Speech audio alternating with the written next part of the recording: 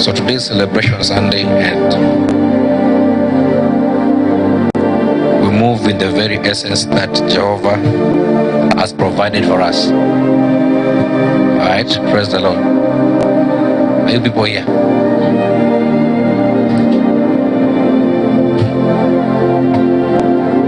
You don't need to be here. See, while some of you are away from church, some people are here laboring. So you need to know that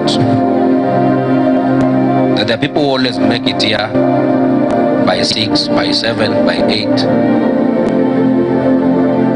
To just labor for you people and the atmosphere to open up so that you may flow. Yeah. It is always beautiful to always gather early in the morning and lift up an intercession. It is part of the beauty of our becoming. So you see, we don't labor to be seen, but we labor to become. Now those are two different things.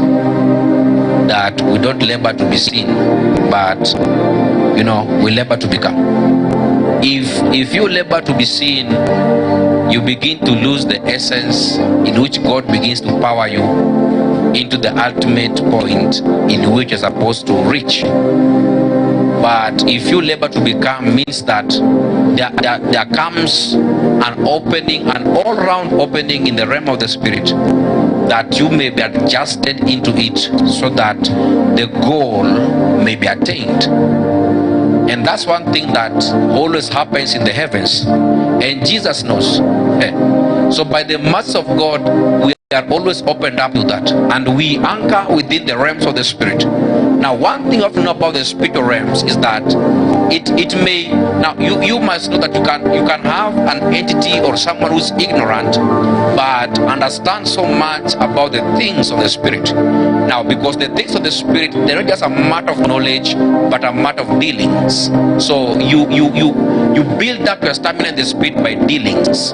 So you may be ignorant to some extent, right?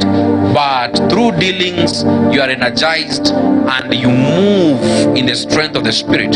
So you begin to understand more of the realm of the spirit because of the dealings. So the more you engage in the matters of the spirit, the more you become master. You gain the mastery of it. So the realm of the spirit requires consistency of engagement. So it's part of the dealings in the spirit, that the more you get to deal or get to do your things in the spirit, the more you gain the mastery of it. So it requires consistency. That's what begins to establish a man in the spirit. That though you may not have a good English, but you see, in the spirit you are a general in that realm, because you already understand how to move and transact in that space. So how well are your dealings in the spirit, that the awareness can be brought forth thereof, and your growth can be known and established in all quarters. It's a matter of understanding that realm of the spirit. So you may however much foolish you can be, at least something can know in the spirit. Now by that wisdom, Jehovah knew that thing. So that's the only way he had to instruct this man, that the only way to fulfill my worship is that you have to be in the spirit and in truth. Now there is no place that it says that now you have to have my knowledge and my wisdom. He said be in the spirit first. Now that is the foundation of our dealings with him, that we enter the realm of the spirit. Then by that we are now opened up into the acknowledgement of what we are partaking of at that time. So you must be opened up and begin to understand where you are in the spirit. There are different avenues and different locations within the space of the spirit, and one must have the ability and the vastness of it to understand how to move in that space. So we may lose our track because we may fail to understand the avenues in the spirit or the locations in the spirit. Because once you miss your locations, the place you shall be in shall be subjected to its own content. So you must understand which space are you in the spirit. If you're just coming because people are coming for the things of the Spirit, you have to know that you might find yourself losing whatever thing you came for. So by intention you gathered, right? And by the same intentions you are pulled away from the intention. In other words, what pushed you away, you didn't know it. So you accepted what pulled you away. That's why every location in the Spirit have got their own content. So if you find yourself in a wrong location in the Spirit, what shall be given into you is the content of where you are in. That's why it's so important to understand positioning in the Spirit. That if you lose the right positioning, then whatever thing you are in shall be fed into you. So a man may gather by prayer, that they begin to transact in the realm of the Spirit by prayer. Then through prayer, they begin to align the things that God is permitting them to enter in. Now, by that they have entered already in the Spirit, because they have knocked the door of the Spirit already. Now, because they are not aware of the positioning, by the shuttle of prayer, they are not aware of the positioning in which that prayer dropped them in. So by that, though they were prayerful, but they came out with different substance or different characters, because where they were in the Spirit has begun to mess them up. So you may begin to blame somebody that you see you're not serious with God, but see, it's not about seriousness with God, but see, sometimes what can be planted into the spirit of a man, that thing begin to make that man to lose his own or her own stability in the things of God. Now that's why the things of the Spirit may not look the same as the things of the natural. And I've said it before, that including the timings in the Spirit. That's why you see the Bible begins to give us a part of the calculations in how God begins to number days and years, and says what? That 1,000 years to God can be like 1 day to man, and 1 day to man can be like what? Like 1,000 years to God can be 1 day to man, and 1 day to man, or 1,000 years to man can be like 1 day to God. It begins to bring variation in the calculations in which the things are. Now that begins to stand as the first blueprint in which or on how we can begin to number the things in the Spirit. Now when the Bible says that now that we number our days, for the days we must not number our days for what? For the days what are evil. Now we that thing is not about you counting literally the number of days, or counting time literally. No, it's about understanding what is there in the space of the Spirit. Because we may shout, okay, how many times have people shouted that, you see, revival is here? Even as before we were born on earth, there are already people who are shouting about revival, right? Okay, let's drop revival. Let's say now the people who are shouting about the coming of Jesus, and many people have begun prophesying and saying that, see, we are now in the end time, the Antichrist is here. Now that was before you were born. Men began to speak about the Antichrist and the second coming of Jesus, and they said it is not far, it is near. Now you were born, now you grew up, you received Jesus, you still find the same conversation going on. Now to some extent, even you must begin to speak about it, that Jesus is coming, because to you you are seeing the closeness of it, because you see, thank God your spirit is about to depart from earth. So but the numbers of your age in the physical your spirit is about to depart the earth. So you know now it's part of the whole thing, that everybody becomes sensitive based on their own departure. Because when a child shall be born, even now or in 10 years to come, even that child shall see freshness, and then as they grow, now they start becoming sensitive of the coming of Jesus. Now we begin to lose the track of numbers. A man may encounter God, and God tells them, see, I'll be coming in the next 30 days. Now God has said, I'll be coming in the next 30 days. Oh, then literally you take the 30 days to be 30 days. So you say, oh, prepare, the Lord is coming in the next 30 days.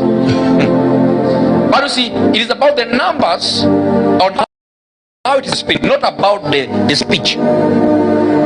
It may be spoken of that I'm speaking in the context of days, but to that 30 days to me as God, to you cannot be that 30. It is 30 in my counting, not in your counting. Now you see that 30 you have to count it with other 1,000 years. So to him, his counting was 30 days. But you see, you took it in the angle of God by saying, to me, it's 30 days. Now, okay, that's how you can be praying and God said, in the next 1 year, I'll do this and this to you. I said, in the next 1 year, I will do. It didn't say, in the next year, in your time. No, he said, in the next 1 year. It was an open conversation that had no specific timeline or had no specific reference. So say, in the next 2 months, I will do this. Okay, I will answer your prayer in the next 1 month. Now, that 1 month is according to his own time. Okay, we begin to miss God at that juncture. That we push God, then God speaks and says, see, in the next 7 days, I will do this to you. It was 7 days on his own calculation, not your own. Now, you need to, you must begin to understand it in the eyes of the Spirit. Probably that calculation, in the conversion of the physical, it cannot be 1,000 years, but it can be another different number. Until you understand it. That's why you see, when God tells us to wait, we wait on him. It's unto his own time that everything becomes into perfection. If something becomes into perfection in the timings of men, then that thing begins to lose its own credibility. So though it may manifest, but you see, it has lost its own credibility. So what are we pushing into? Because that which we are trying to push into has already lost its own credibility, which means that thing, though it has come, but there is no sustainability for it, because the same Spirit of God that was sustain it has now departed from it. So we are trying to pushing into God, but you see, whatever we are pushing into God, the Spirit has already departed, because we lost the time of God. What we're pushing ourselves into was to get the results, but see, we lost the time. You must know that the result, if that result shall be found on the time of God, in the timing of God, then whatever thing you have attained cannot be able to stand and bring the sanctity of Jehovah in your own life. So the only way we can fulfill that is that it must occur within the timings of God. If it happens before the timings of God, then whatever thing comes in place has no sanctity. There is no jurisdiction of the heavens, which means that thing is exposed to the onslaught of all sides of battles. So darkness can begin to invade it, because there is no covering, no protection on it. What we are waiting on, we're waiting for results, yet we lost time. Now you begin to see why it is important for all men to begin to seek of Jehovah. That the things of begin anytime a man begins to draw closer to him. Of what reason are we going to seek of him if you could lose the essence of the time? Because it is the same time that begins to position us in the glorious eternal delivery of God. But see, if we lose that time, all men begin to seek of what God can give them. But see, we fail to understand at what time can God bring it to us. So we push.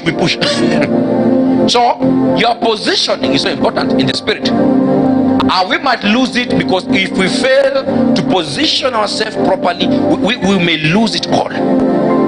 And Jesus is banking on men who have the mastery of the things of the Spirit to begin to navigate that space and bring in order as far as the alignment of every man to God is concerned. So it is pray for something that God, give me this and give me that. God, do this, do that. But you see, it's another thing not to understand the timing. Say at the right time. Now that right time to God, it is what is known as the appointed time. So the right time is always the appointed time. So you are asking, okay, God, give me this thing at the right time. But you see, that right time is the appointed time. So until you know the language of God, you will miss what is the appointed time that Jesus has already positioned in the life of all men. So every man, there's a timeline, and that timeline is within the appointed time of God. So if you are running with God, That's why you have to know that to God, to some people, the moving with God can be a sprint. To some people, it can be a marathon. Not all men goes to the same marathon. That's why there are people that have the stamina to move in sprint. Yet the same one who moves in sprint cannot do marathon. There are people that can do marathon, but see, their weakness is in the sprint. So in that same way, God understands the energies with every man. That some men cannot sustain marathon, but some men can go in sprints. But you have to know that if it is something that must last eternal, it is the marathon context that will test the energy of that thing, because it will take time for it to be fulfilled. So sprint is a quick thing, and normally sprint is for a short time and a short distance, but the marathon concept is what begins to taste that thing. It means that if you came to God, that you see, the only thing I want you to do for me, Jehovah, is that you need to lift me up in the space of my ministry or in the space of my marriage and all these things. They just say, okay, well, I will do it for you. In fact, I've done it for you. I've given you all these things. Now it has come because God is speaking from the end of it. But you see, he's now inviting. Now by that speech, he's now inviting you to the beginning of it, which means that from the beginning he has spoken the end. But you see, it's not the end that he spoke that you will see in the beginning. It is the process to the end that we see in the beginning. So he may speak that, you see, that which you so desire and that which I had planned for you, you shall see it at the end of this journey. So I've given this thing, and now you see, he will speak it like you have it now. But you see, in the speech of God is what by now the challenge comes in, because most of us will literally take what God is saying in the now and forget the process. So when process comes, we are easily diverted from the course because we didn't think that the process shall come. And you have to know that the strength or the magnitude of the process that a man goes through will also depend on the end goal. What is the end goal? That thing shall determine the kind of process you shall go to. Some people, the process can take 2 years. Some can take 4 years. Some can take 10 years. Some can take 6 months. Now it shall depend on what is the end goal and how quick are you to master yourself in the process. Because in most cases we begin to lose ourselves in the same, that we fail to master ourselves in the process. Now that's the context of adaptability of every man. How swift are you to adapt in the things or in the content of that process? Can you begin to see God in it? Can you find the meat of the process and soak yourself in the process, that what is or what must be shall find you ready for it? Because now you must know that the end goal shall not or is not supposed to find you the way you are in the original. Something of the end goal must be imprinted into your system. So if God has called you for ministry, then he wants to prepare you for ministry. Then the same one that he has called you into must found an imprint into you. The day you see salvation, he told you, see, I have called you for nations. You will do great miracles, you perform great ministrations. Oh, you will minister crusades, people in crusades. A thou shall gather in a stadium and we shall minister to them. Now, he has told you that thing upon salvation. Now, a wise man shall begin to ask questions internally about of what cost shall this be. Because we fail to ask of what cost shall this be. It is the price that is always found in the process. So of what cost shall this be? So one man, God has given them that order, and then the next they do tomorrow is that they are outside preaching on Facebook, they are outside doing ministries, but you see, it was not yet time for them to move. God only told them what is already there for them, that they have already attained it. So the only thing remaining is the becoming. And you see, becoming means that you must look like what you are entering in, which means that if you don't look like what you are about to enter in, there shall be a rejection of it. So that rejection is what shall deny you the access to what was already given unto you, because you failed to become. So you are given it, but you failed to become. So you have to be in the same kind of what was given unto you. That is the only way that whatever thing that was released can be able to associate with you. Now, some of you don't know that even that which can be promised to you can still deny you. Do you know what delays them? It is not God that will delay them. God, when He has released something in the atmosphere for you, means that the same process must get you there as quick as possible. But see, if a man delays to form or to conform into the thing that God has given, then even the same thing shall begin to draw away from them. So there shall be a drifting of the same thing away from that man. So God has said, you see, in the next few days, I'm going to give you a great prize, and that shall be a blessing that shall stand for you in your entire life. And I shall bless you with all blessings that you need. Now, you see, in your mind, you know that all blessings are being given. But see, that thing, say, in the next few days, he said, in the next few days means that in that conversation, it is a short process that's supposed to take what? Few days for whatever thing was promised, for all the blessings that was promised to come. But you see, in the next few days, you are busy yapping and shouting how God has said He has blessed you. Now, I've said before how men get to lose their prophetic words. That a prophetic word is given, but you see, what you are consumed in is the hype of the prophecy. Oh, I was told I'm going to be married to a man of God, and we shall be ministering together. So you see, you are consumed in the prophecy, not the process. Are you ready for that man? If that man comes, God knows, God does not risk even His own servant. So you see, you have been told the man is coming and is a powerful prophet or a powerful apostle or whatever thing, and you shall be ministered together, and God has shown you how glorious your ministry shall be. They won't come as nice, because now you're consumed by the prophet conversation. That, oh, I'm going to be Mama Prophet now. Oh, now you see, you're thinking on how you're going to be Mama Prophet instead of entering the preparation. So God knows the only way God will have to do, God will not risk His own servant that you, because of you. Oh, so because He told you, He will not risk. If you're not ready for that person, God will have to wait on it. There will be a drifting force.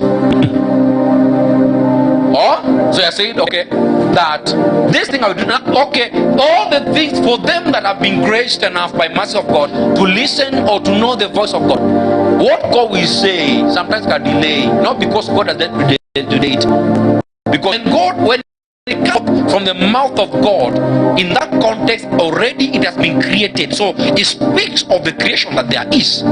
So it is unto you now to access it and attain it. But you see, the delay is not always in the side of God, but in the side of the one whom this thing has been given to. Oh, so God knows. So it's a matter of your soul. He has to work on your soul first. Because He knows, if you attain whatever thing He had promised you, if you go in the state of your soul, He may lose you. So He knows.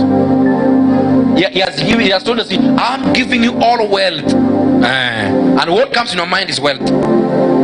That is, God has. Oh, some people can be foolish, and you see, you can even get to start taking loans from people. Say, in the next few days, I'll pay you back. My wealth has been promised, and even quote scriptures that we live by faith.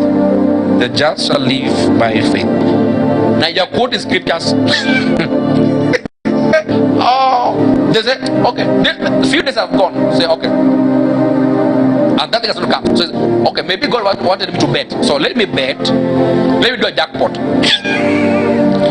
So God knows the process. So God will give you millions in jackpot. Then I will see how I will do. Now you start betting, because by all means you have to help God to fulfill that one. And you see, you made a mistake because you had gone ahead and even announced it to men how God has given you wealth in the next few days. So you see, because of the pressure of the unknown, you begin now to invest in helping God. But yet you don't know that by doing that, you are delaying whatever thing that was given. So in the things of the Spirit is about the dealings. Now you must, in the spirit of the dealings, you must understand the position. Now it's very important that you must understand the positioning. Now it is the same positioning that shall bring a stability for you as far as what you want to access is concerned. So say, I come to him. But see, of you coming to him, of what benefit shall it be to you? Because you may think that coming to engage the things of the Spirit, you may think that you are helping God. You're not helping God.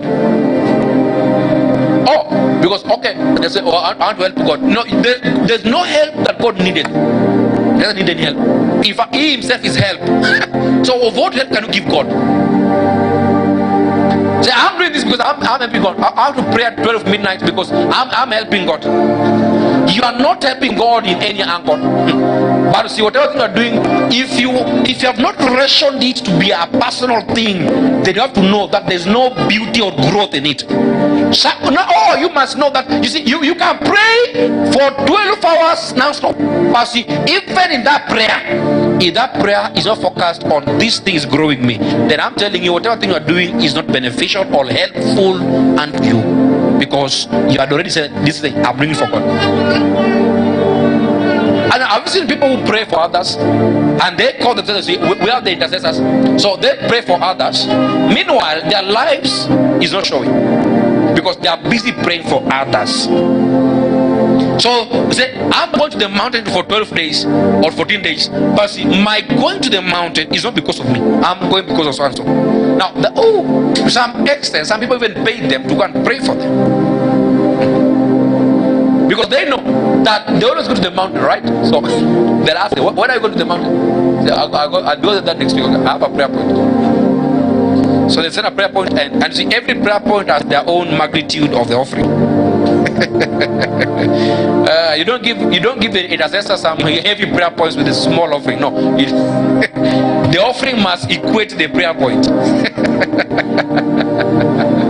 You get that? So it's a serious thing. Oh, you don't know that? Because even the prayer they shall be making will depend on the offering.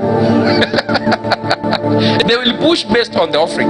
Yes. Okay, how do you want to push for somebody who gave you 500 and somebody has given 100,000? No, even you won't do.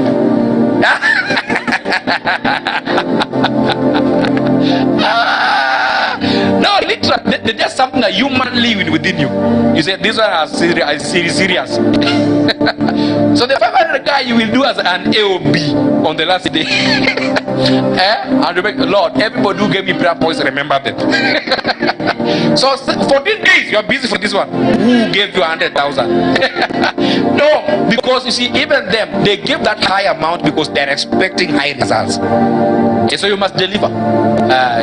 You must deliver. So now you see how that realm is. So if you go by losing the consideration of self, you begin to lose the self growth, because that is what must draw you. Now the point is, the time you raise or you open up the signal of self, it begins to draw the same self into what you're building. So if you're building in prayer, and that prayer must be self, not that I'm doing it for God, for anybody, but if they do it as self, then whatever energy you are gathering in that domain is feeding into self. But if you do it for God, I'm telling you, that energy will be fed into God, and you'll be remain zero. So you'll be praying for all these years, but nothing has changed in your life, because you are doing it for wrong reason. You are trying to help God. Does it? Oh, I've seen the church suffering, so let me pray that God may have mercy or the grace to sustain this church. So you are praying for God to come and help the church. No, are you serious? And I've told you before that you cannot defend the church. You cannot. So don't pray and see, all the enemies of the church scatter. No, you cannot. It's not the prayer of scattering that helps the church. No. The system of the church is so automatic that if it faces persecution, it shall be strengthened by its own self. So what must strengthen the church are two things: either Jesus or persecution. Are you getting that? Now, so, so however much you can pray and say, you see, I want to pray that persecution may end. The more you pray, the more persecution comes. So just fellowship with him and more success shall come. Because the church has been, is an automatic transfusion that if persecution comes, then the church shall be strengthened. That's what has been happening all these years from the early church. Oh, it's part of the old system. So you get that. So what, now that's what that Jesus did. That the day he died, he had to go and provoke the dealings in the spirit. And part of the dealings in the spirit was a conversion of death into life. And when that happened, there was even a physical show that death has finally gained life. Oh, okay. Can you give me Matthew 27? Is it 27? Yes. Quickly. Shall I say how death came to be and how life came to be? That's part of Jesus. The second bit. Say Matthew 27. Yes, man. Are you there? I know you are there. 51 to 53. 51, 53, quickly.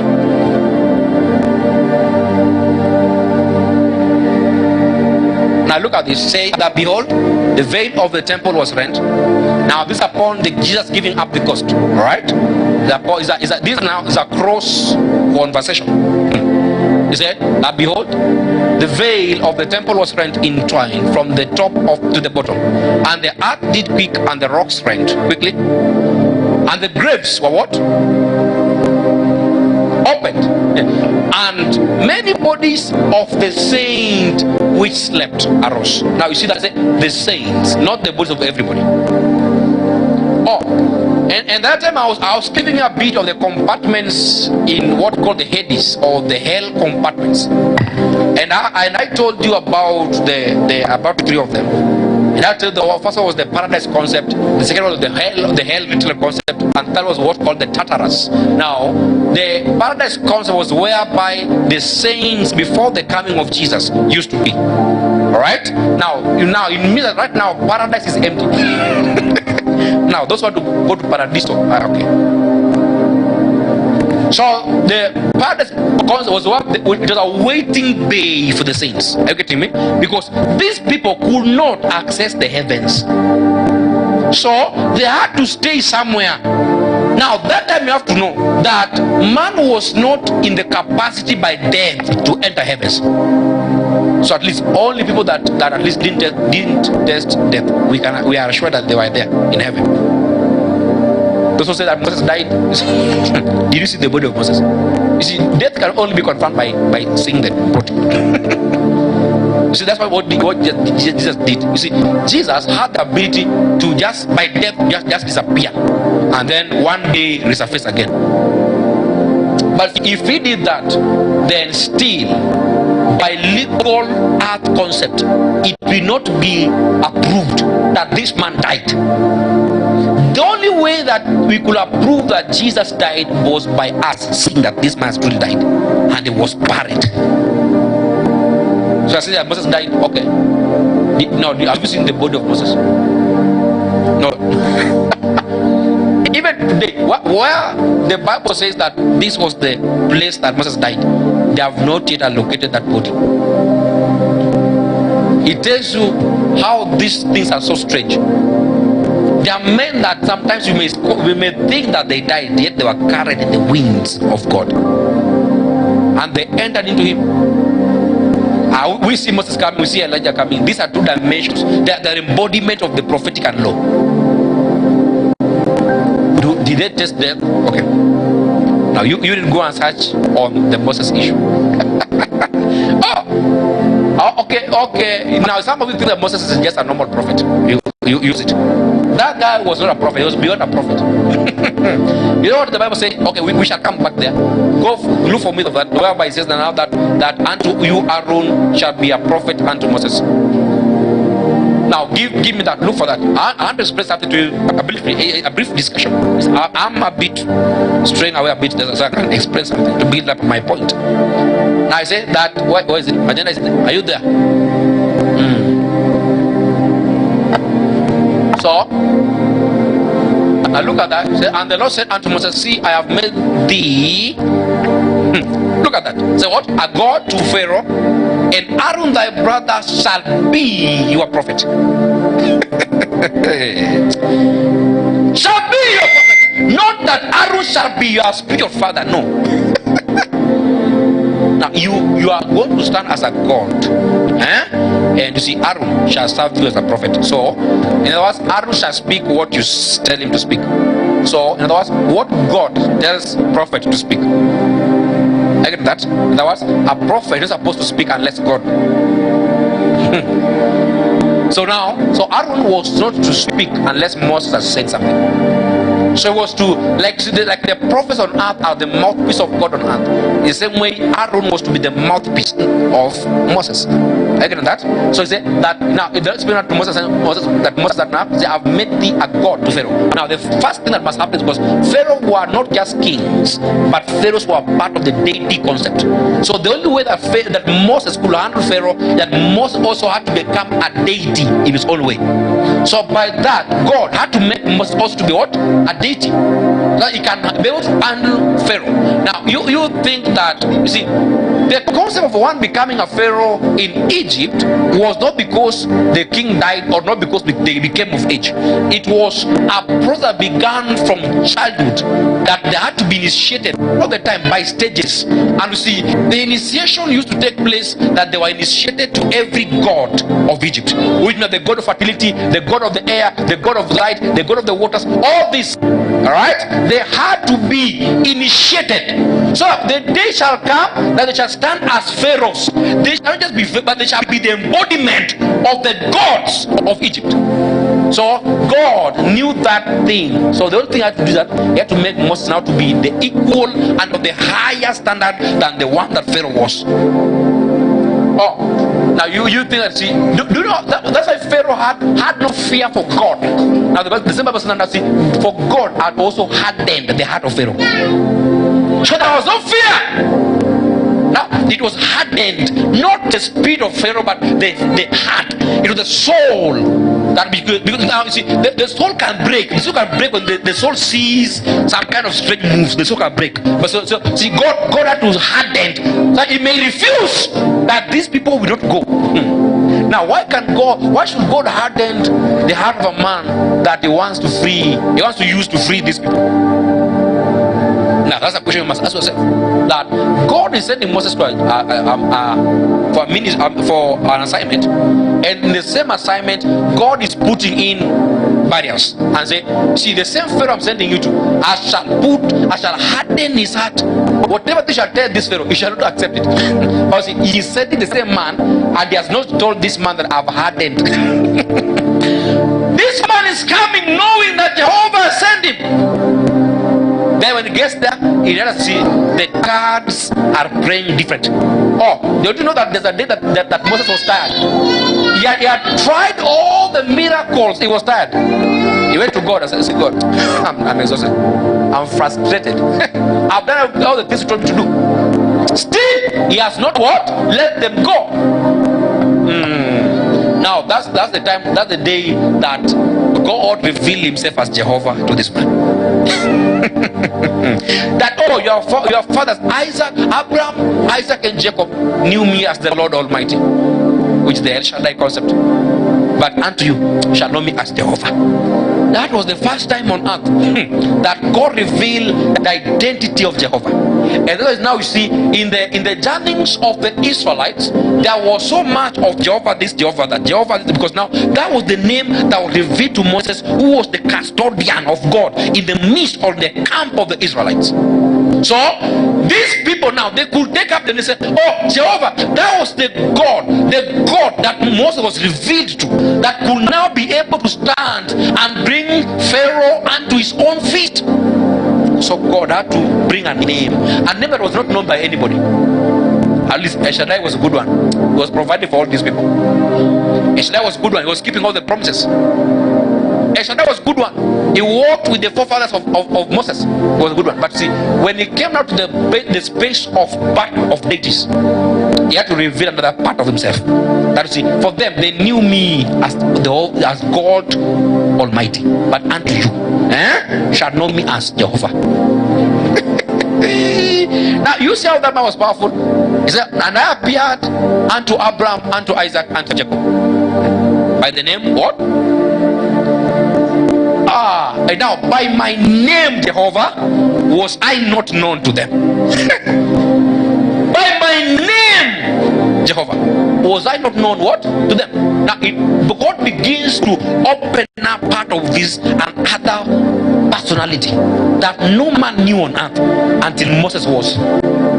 So it means that in that context, if Moses was not in this picture by that time, then that part of God couldn't be opened. Okay, now you know the mystery of that is that in most of the time, if God wants to open something on earth or to the people, he will have to find a man that he will use as a gate. Now if the gate refuses to comply, then that thing can again be delayed to be open to the people. Now you see why it is so important for the gate to understand the language of God. Now in that context, Moses stood as the gate to reveal the part of the personality of God that was yet to be known to men. That is aspect of Jehovah that was not known to men, right? This man is standing as the gate that must open up for that name to access the realms of men. So by my name Jehovah, they are not what? Known me. And you see, the names of God were built based on the characters of God. So by the character of God, a name came.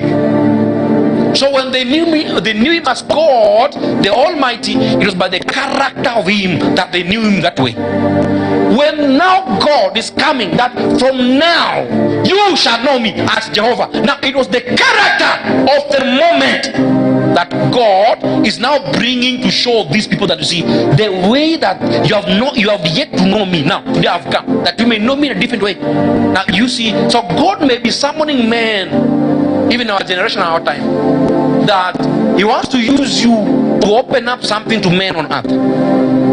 And as a gate of it, you must begin now to comply to the instructions and the conditions that there be. That if you can fulfill that order and comply and become so much receptive of it and open it up to the people. Now that's what you see. You see that thing was spoken to Moses, but the whole Israel came to know about it. Because it was a gate that complied. He had to open up so that thing can access men. Do you know even the knowledge of God is submissive or subjected to the gates that there be in generations? That there are revelations that cannot be revealed carelessly. That there must be found gates that must be used to reveal this kind of knowledge. It's a revelation that must come. But the only way it can come is that a gate must be found. That these people must know through a gate. Are you a gate that the Lord is banking on to reveal something to men? Are you a gate that the Lord is banking on for restoration in your family? Are you a gate? Are you a gate? Are you a gate? It's part of the whole access. So now God can tell Moses, I've made you to be a God upon Pharaoh, not a God upon Israelites. No, a God upon Pharaoh. For the Israel, their God. Are you getting that? You have to know, he said to Pharaoh, not to Israelites, because to Israelites I'm their God, including you, Moses. I'm your God. So you're only a God unto Pharaoh. Now, and I will make, because now you're God, you need a prophet, I will make Aaron your brother to be a prophet. Now these things be spoken to Moses, then God comes and speaks the same thing to Aaron. That is, unto you Aaron, I've made you to be a prophet unto Moses. These were part of the interactive conversation that God was having with Moses. And he knew that the realm of the spirit was so versatile and so volatile that you see, this guy could not just enter by him being sloppy. He had to become a god to handle Pharaoh.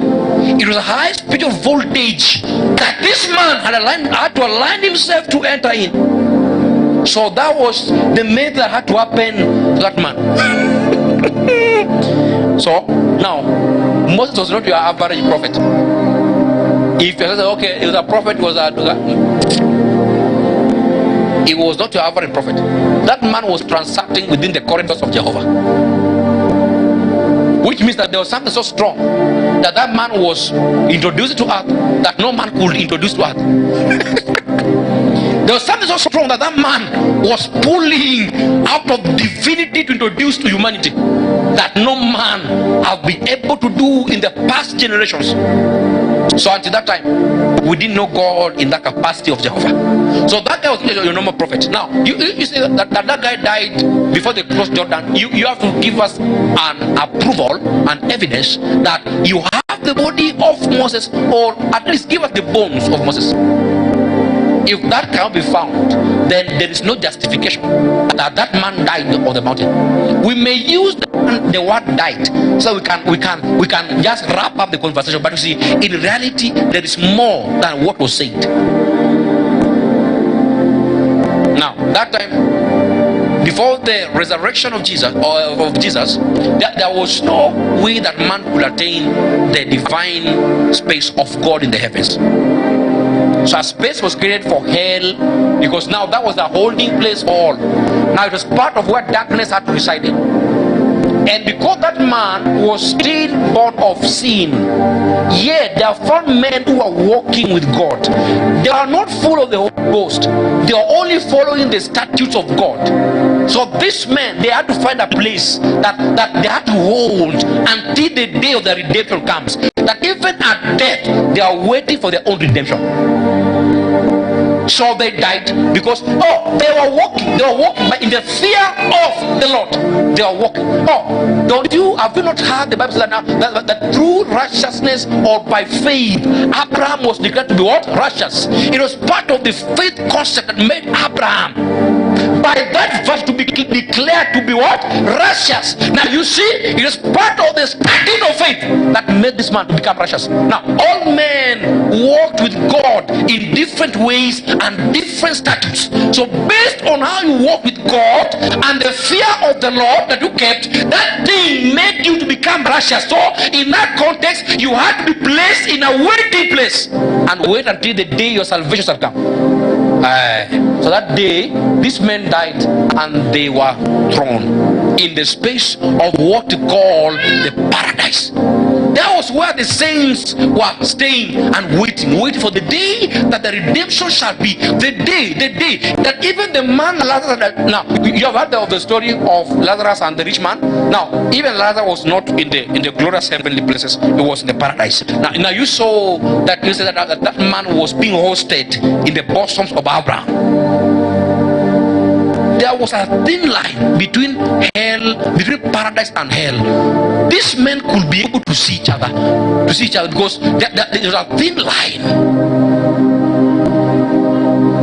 They are the same place, yet could not access each other. There was a barrier of realms that was separating this kind of sections. And now there's another section now that those who didn't walk with God but who yielded completely to Satan were also kept in, right? Which now the place where by now the rich man was, where the suffering was, and all this is now that was another section. Now the third section that I called the Tartarus section was where by now you've heard now that there are these angels that are being tied in chains. Now those ones cannot be allowed to even mingle. It is the part of the darkest and the deepest part of the Hades that even those whom are of sin cannot be allowed to mingle with those who are in chains. Where the ones who are in chains are is different. Is a different subsection of where the ones who lived in sin are.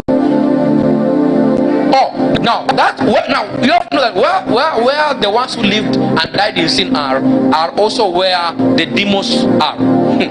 So the demons are not in the deepest pit of it, whereby these ones who are tied in chains are. The ones who are tied in chains are kept in seclusions. It's part of the darkness and part of the price that came by judgment. For them, they are not waiting for judgment. The judgment has been released for them. They are only waiting for that time to come. that they had to now submit the fullness of the judgment. So they're in that place and suffering their own course. They're tied in chains. Now you see, if you speak about hell, don't speak about hell as if hell is a old free land that everybody come to access. You can meet anything there. That, oh, if I go to hell, I will meet the ones in chains. Be careful. Be careful.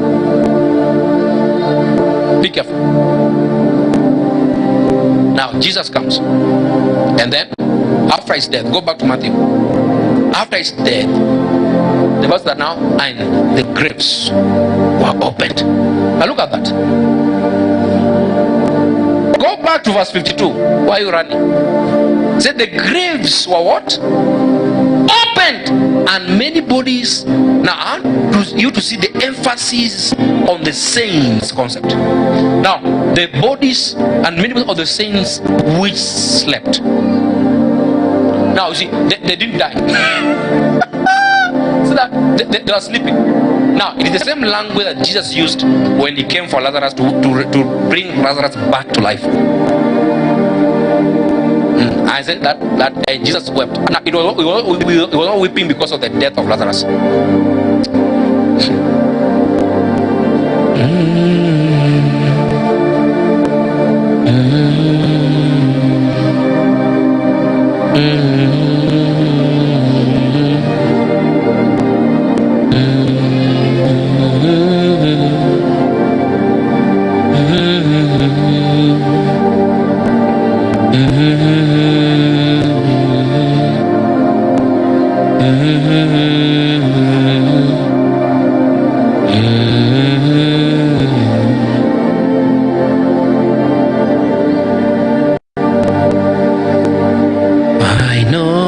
Jesus is alive. He's alive. He's alive. I know Savior. He's alive. He's alive. He's alive. He's alive. He's alive. I know Jesus. He's alive. He's alive.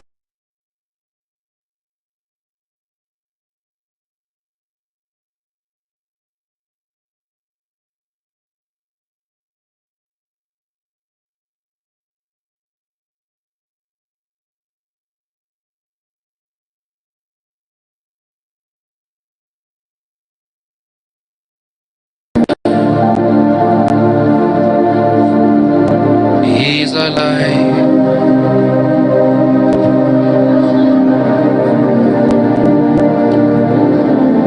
Okay, allow me to finish that. Now he says that, and Jesus wept. He was not weeping because of the death of Lazarus. He was weeping of the unbelieving that was in the hearts of them that came to approach him. So the graves are now open, and the bodies of the saints which slept arose. Now the father happened, they arose. Now listen to that. Now see verse 53. Now that was not the end of it. Now verse 53 says what? Keep on moving. And came out of the graves after his resurrection. So you see, Jesus had to be the first begotten even from the dead, that no man could resurrect or come back to life unless Jesus had fulfilled that one first. Now it means that he had to break all the cords of death. Life may be found in every space there be. Now it said that, and many came out of the graves after his resurrection, went into the holy city and appeared unto many. Now you know that holy city, that was Jerusalem. So they went to the holy city. That was how it used to be called, or that's how it's called. So they went to the holy city, and you see that say what? And appeared. They appeared. See, it was not because you wanted to see them. See, they appeared. It means that there were people that only saw them. Now you see that say they appeared unto many, not all. probably it was part of the relatives who died. That some people have to see their old grandfathers, their ancestors that rose. They heard stories of their great grandfathers who walked with the Lord. Now a time came that the bodies left the grave and these men had to see them. Now they had to see them. It didn't say, and these people, they did with men. No, say that they saw them. It means that it was a part of their transition. That the only way they could now enter heaven, they had to leave paradise, enter earth, and go to heaven. It was part of the whole process that these people had to fully enter heavens in the glorious way. So they left paradise, entered the earth, and many saw them. Then after that, they disappeared. They went to the heavens after that one. Now they have to show men that what Jesus has done is the truth of all things. It was part of the evidence that death had been defeated.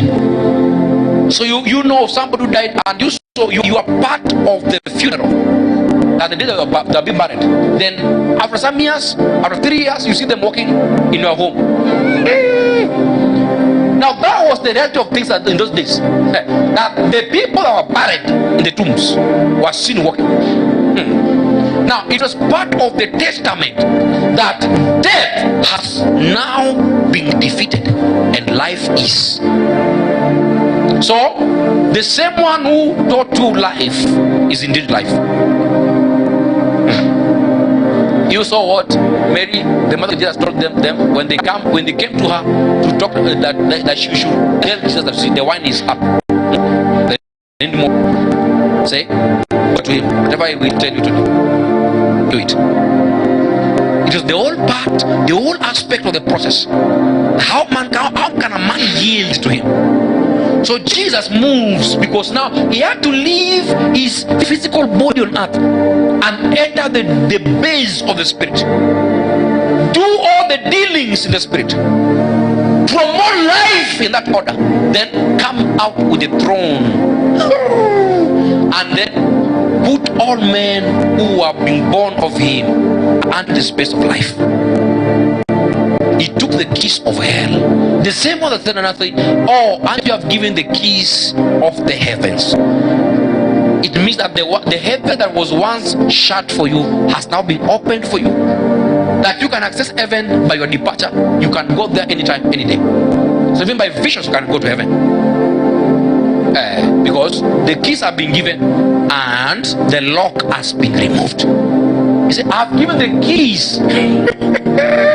So it's up to you now to transact well within that space. Now what Jesus gave, he gave us what must stand all force that can there be.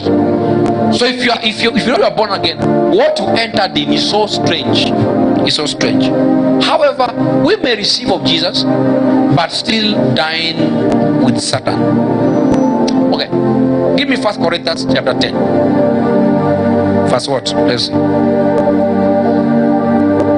Give me verse 18 to 21 quickly. I have to wrap it up. Say what? That behold, Israel are flesh. Now flow with me. Are not they which eat of the sacrifices partakers of the altar? Moving.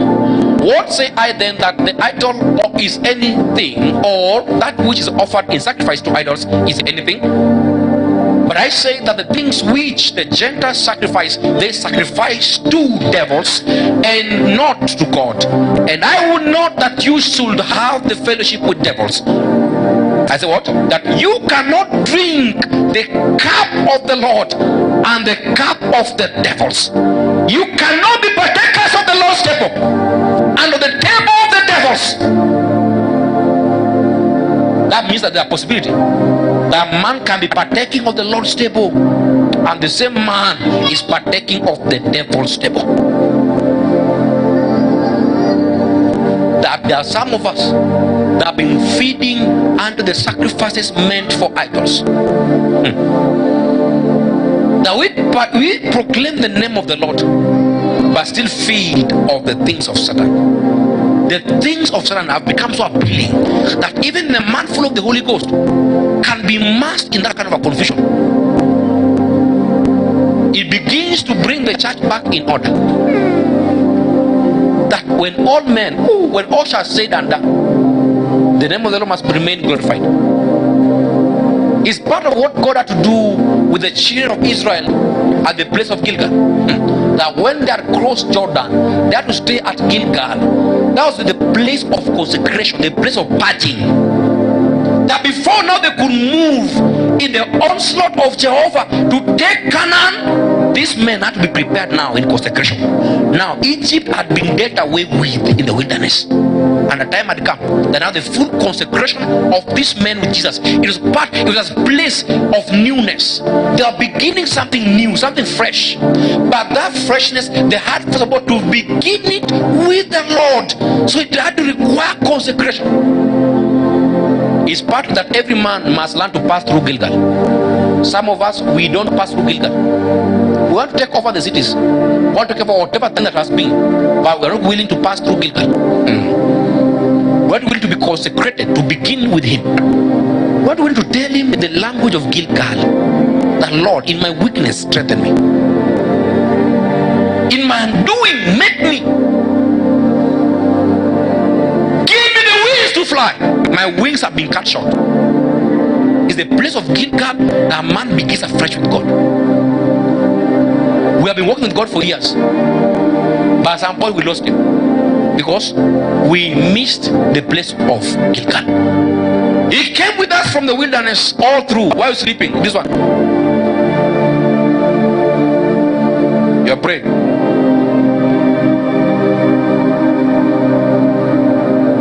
In the place of Gilgal, that's why now you see, he had walked with you through the wilderness, crossed with you Jordan, and now in the place of Gilgal, that now the journey begins. The day that they crossed Jordan, that was symbolical that whatever thing of Egypt that there was had been left behind.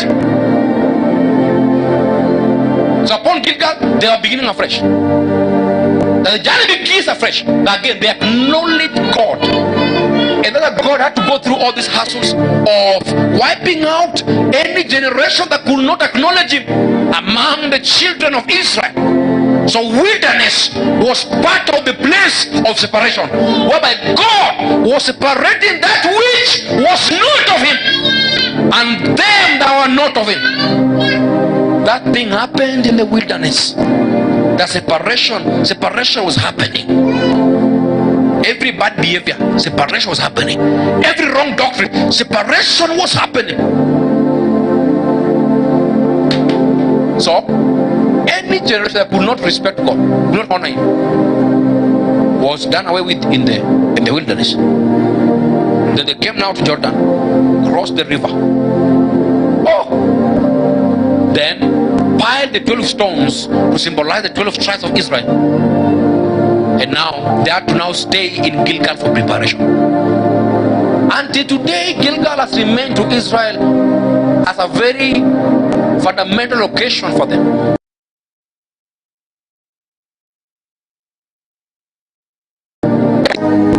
It is part or a place where they began with God. At what time? At what place? Have you begun with God again? Some of you are here, but the call in the spirit is that this one must come to Gilgal. The call in the spirit that this one must come back to Gilgal. I need to begin afresh with this one. You have gone far, you have gone far, you have gone far, you have gone far. You are yet to take cities, but not yet. You escaped Gilgal. Any man that we shall walk justly with God will not escape Gilgal. It is part of the whole process that there have been. That whole man is given. That the part whereby a man is now consecrated is part of the separation that a man must have with God. Whereby you acknowledge Him and you begin afresh with Him. So the things therefore of the Spirit are open unto us. But what is the language? What's the language? What's the language? What's the language? What's the language? What's the language? It's a call for Gilgal. It's a call for Gilgal. It's a call for Gilgal. There's a folk call. Yeah. Salamananania Bevala. Oh, yeah.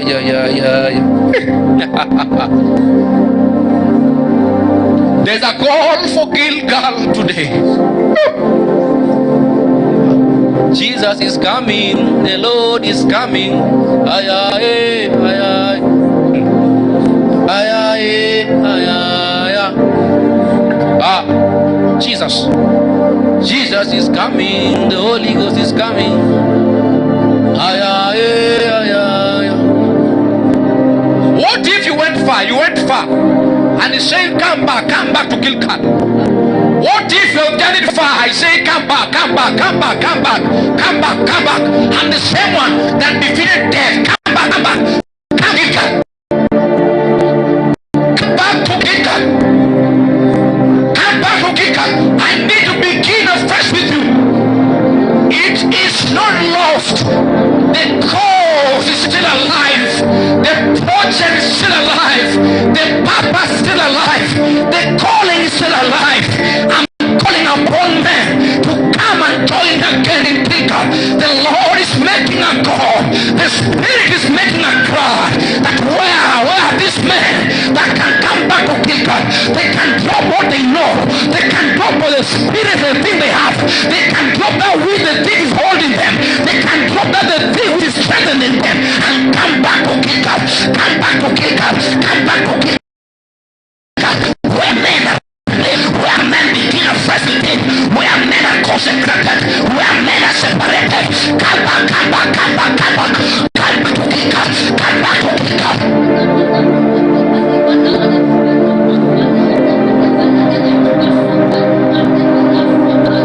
And Christ released upon the people. Who are these that shall answer the call? There's a beckoning of the Spirit that the Holy Ghost is calling upon men. He knows that 10 years ago, 2 years ago, 2 months ago, 3 weeks ago, you began with him. Along the way you lost him.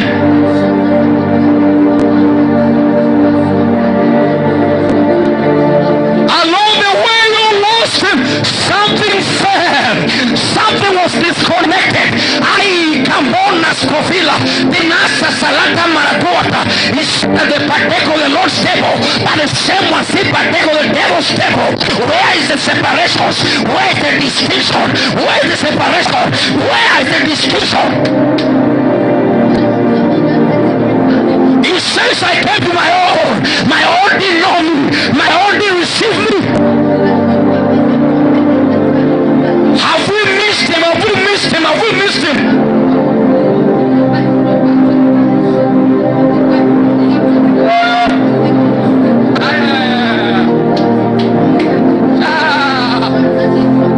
Until I see your face, until I see your face, until I overflow, my worship will not end, my prayer will not stop.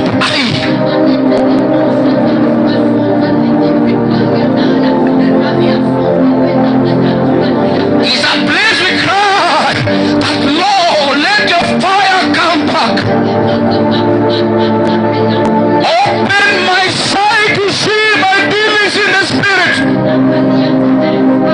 Where are the men that can rise up in the decrees that shall stand as the judgments of the things that are not of God? Where are the men that shall rise and speak by claiming things that are not of God and they face the judgment of God? Where are these men? Where are these men that shall speak in the eternal language and everything bows at the eternal utterance? Where are these men that shall speak in the place of business and the business open up? Where are these men that shall speak